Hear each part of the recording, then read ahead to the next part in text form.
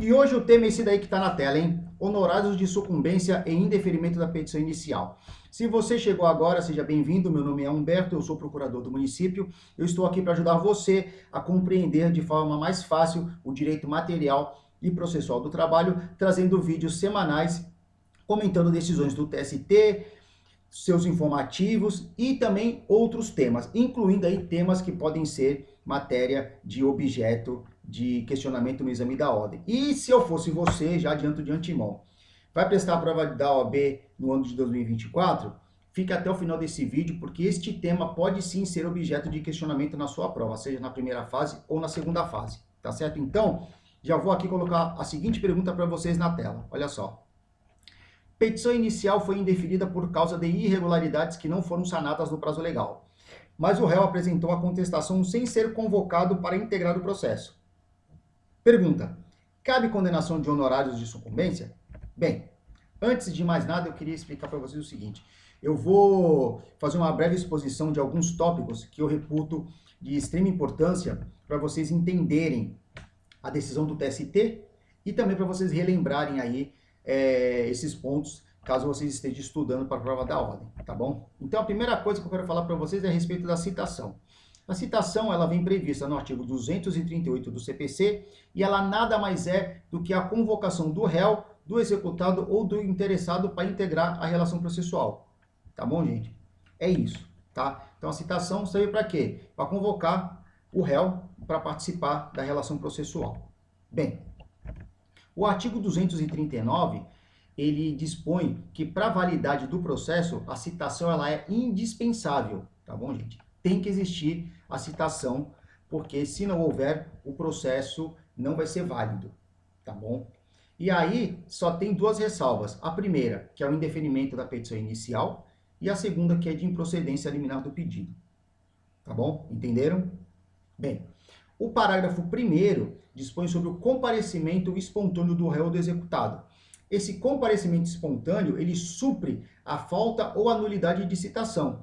E o prazo para o réu ou para o executado apresentarem as suas respectivas defesas fluem a partir da data que eles entrarem no processo, tá bom? Eles compareceram no processo, começa a fluir o prazo para eles apresentarem ou a contestação ou o embargo da execução, tá bom? Outro ponto importante é referente aos requisitos da petição inicial. Eles vêm descritos aí nos artigos 319 e 320 do CPC. Só que aqui, gente, eu esqueci de colocar também o artigo 840, parágrafo 1º, que também fala sobre os requisitos da petição inicial, tá bom? Eu mencionei eles lá na frente, mas em outro momento, eu acabei esquecendo de colocar aqui para vocês, tá? Então, anotem aí, artigo 840, parágrafo 1º da CLT. E quais são os requisitos? Aqui, no artigo 319, a petição inicial ela tem que indicar o quê? O juízo, os nomes, os fatos e fundamentos jurídicos, o pedido, o valor da causa, tá? Enfim, eu não vou ficar explicando isso aqui para vocês, porque isso aqui não vem ao caso, tá bom? Então, o vídeo vai ficar muito extenso e não é esse o meu intuito. Outro requisito que vem descrito no artigo 320 é que a petição inicial ela tem que vir instruída com os documentos indispensáveis, tá bom? E quais são os documentos indispensáveis? Vai depender muito do tipo de ação que for proposta. Se for uma reclamação trabalhista, os documentos indispensáveis seriam o RG, CPF, comprovante de residência, tá? Se a pessoa possui o vínculo empregatício, tem que juntar a CTPS, o contrato social, o contrato de trabalho, tá bom? E no caso da reclamada, se a reclamada for entrar com alguma ação, que é possível, no caso de uma consignação ou uma ação rescisória, tem que juntar aí os atos constitutivos, né, que é o contrato social, o estatuto, enfim, tá bom, gente? E aí, caso exista alguma irregularidade, o juiz ele tem que conceder o prazo de 15 dias para o autor corrigir esses defeitos da petição inicial, tá? E aí eu coloco para vocês a descrição do artigo 321, que diz o quê? O juiz, ao verificar a petição inicial, verificar que a petição inicial não preenche os requisitos dos artigos 319 e 320, ou que apresenta defeitos e irregularidades capazes de dificultar o julgamento de mérito, determinará que o autor, no prazo de 15 dias, a emende ou a complete, indicando com precisão o que deve ser corrigido ou completado. Tá bom, gente? E aí, caso isso não aconteça, qual que é o resultado? A gente tem aí o efeito do indeferimento da petição inicial. O indeferimento da petição inicial, ele vem descrito no artigo 330 do CPC, no qual ele descreve as hipóteses que a petição inicial vai ser indeferida, tá? O inciso 4º do artigo 330, ele dispõe sobre a ausência de atendimento daquele artigo 321, tá? E a ausência do atendimento do artigo 321, ele vai acarretar o quê? O indeferimento da petição inicial, tá? Eu deixei até aqui de novo na tela para vocês verem aí o teor desse dispositivo. E aí, o inciso 4º do artigo 330 fala justamente isso. Se não for atendido os requisitos do artigo 321, né, as determinações do artigo, os requisitos não, as determinações do artigo 321, vai acarretar o indeferimento da petição inicial, tá bom, gente? E aqui está o teor do artigo 330, né? Mas aqui, o que importa para a gente é o seguinte, tá? É o inciso 4 aqui, que eu mencionei para vocês, que vocês vão entender lá na frente, tá? Artigo 321, tá bom? E lógico, né? A petição inicial será indeferida quando, né? For inepta, a parte for manifestamente ilegítima, o autor carecer de interesse processual e não atendidas as prescrições dos artigos 106 e 321, tá bom? Mas, vejam só, nós temos aqui a súmula 263 do TST. E o que ela dispõe? Primeiro, ela teve sua redação alterada por causa do CPC de 2015. E ela diz o seguinte, ó, salvo nas hipóteses do artigo 330 do CPC, o indeferimento da petição inicial por encontrar-se desacompanhada de documento indispensável à sua propositura ou não preencher outro requisito legal, somente é cabível se, após intimada para suprir a irregularidade em 15 dias, mediante indicação precisa do que deve ser corrigido ou completado, a parte não o fizer. E aqui, gente, eu vou fazer um parênteses, tá? O que o TST entende? O TST entende o seguinte, que somente é cabível a emenda da petição inicial quando faltar documento indispensável ou não preencher outro requisito legal. Porque para eles, esses dois requisitos são vícios sanáveis, tá bom? Falta de documento indispensável ou não preencher outro requisito legal. São vícios sanáveis.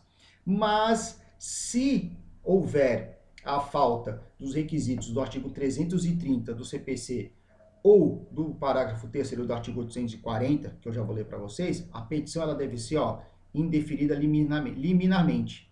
Por quê? Porque o TST entende que é um vício insanável, tá? E aí, o artigo 840 fala o quê? Que a reclamação vai poder ser escrita ou verbal. Sendo escrita, ela deve conter o quê? Os mesmos requisitos que eu falei aqui do artigo 330 do CPC. Endereçamento, que no caso aqui está falando de designação do juízo, qualificação das partes, exposição dos fatos, o pedido, seu valor, a data e a assinatura do reclamante ou do seu representante. E o parágrafo 3º diz o quê? Que os pedidos que não atendam o disposto no parágrafo 1º desse artigo serão julgados extintos sem resolução do mérito, tá bom? Então, gente, olha aqui, ó. Deixa eu voltar aqui a tela para eu explicar para vocês. É o seguinte, o que o TST entende através da sua súmula?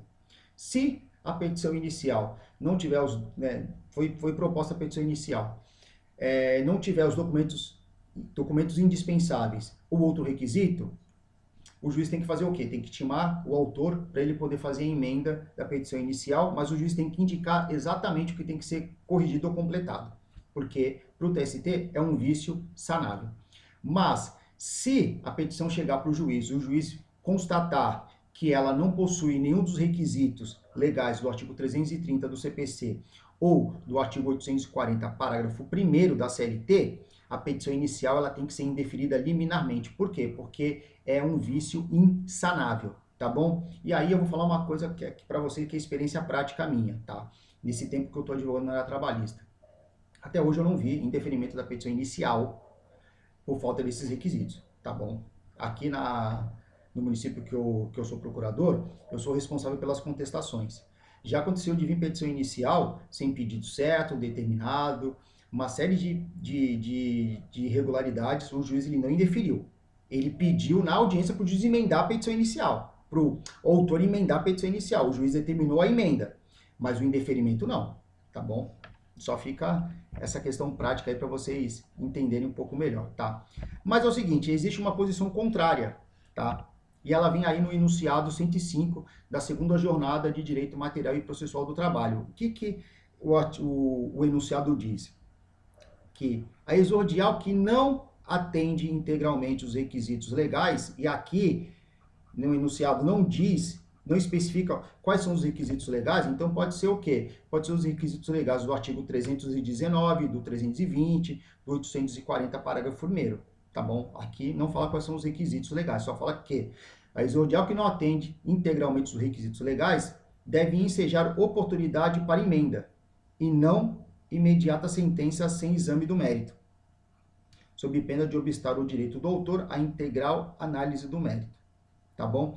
Então, e a doutrina também entende isso, tá? Se for um vício sanável, independentemente da topologia que está descrita nos artigos, independente se, faltou um requisito do artigo 840, parágrafo 1º da CLT, é um vício insanável. Não, independe disso, tá bom? O que a doutrina entende é que tem que se verificar qual é o conteúdo do vício. Se for um conteúdo sanável, independente dessa topologia de artigos, cabe a emenda. Se for um vício insanável, aí não caberia a emenda inicial, tá bom? Aí caberia o quê? O indeferimento liminar, tá certo? Honorários de sucumbência. Bem, os artigos 85 a 90 do CPC e o 791A da CLT, ele dispõe sobre os honorários. E quem paga os honorários é a parte vencida, tá bom? O parágrafo 6º, eu vou deixar aqui para vocês o termo deles, dispõe que os honorários eles são aplicados independentemente de qual seja o conteúdo da decisão.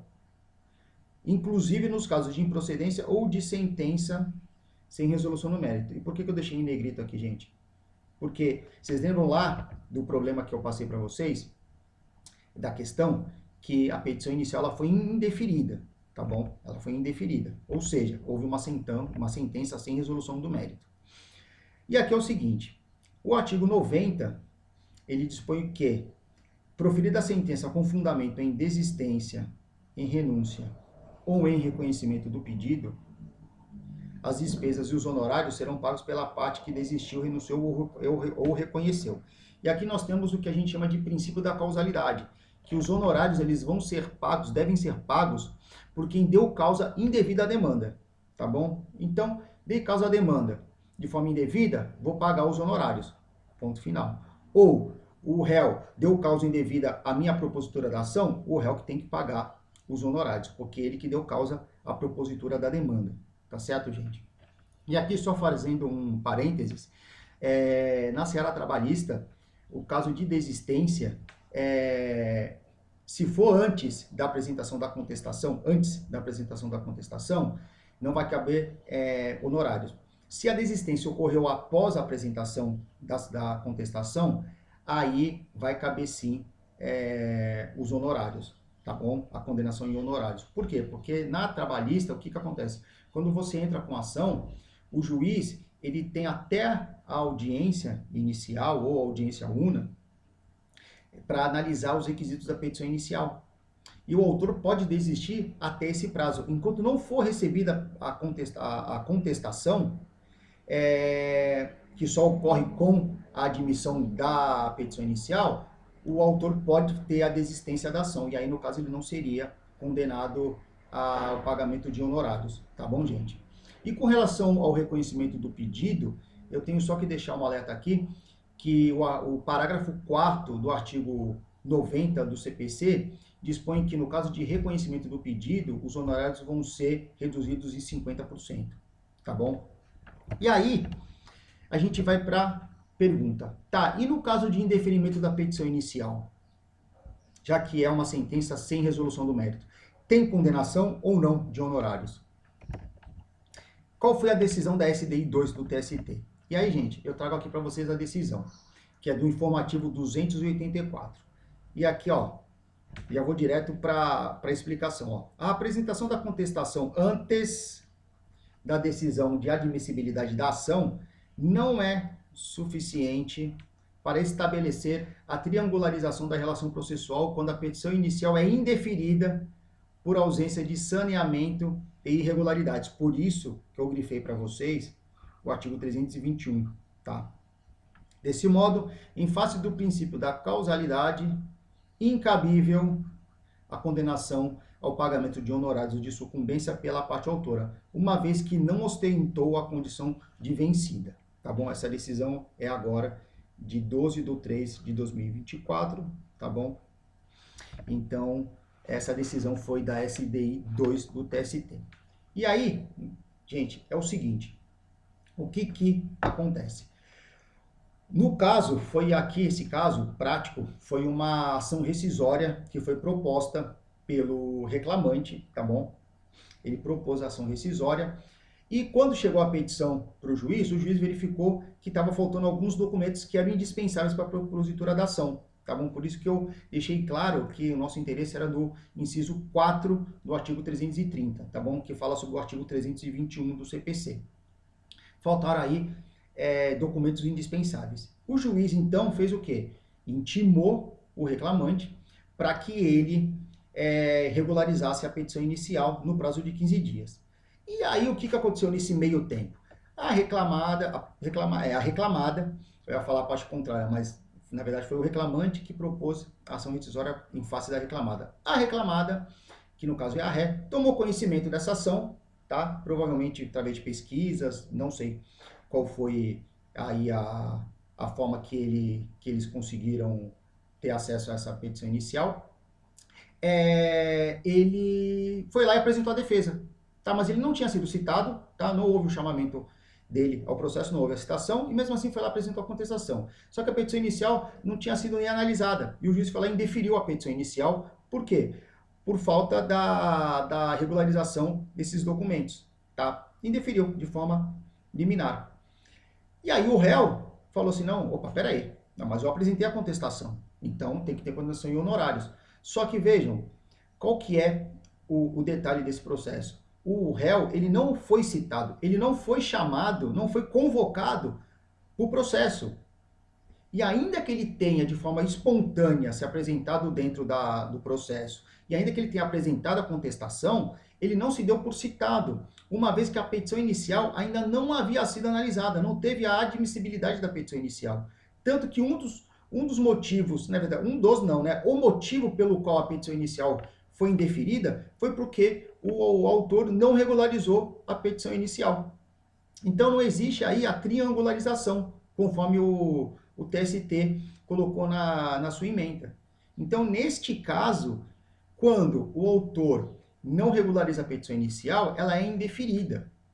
E ainda que o réu tenha ingressado no processo, não se confirmou a triangularização da relação processual, gente. Tá certo?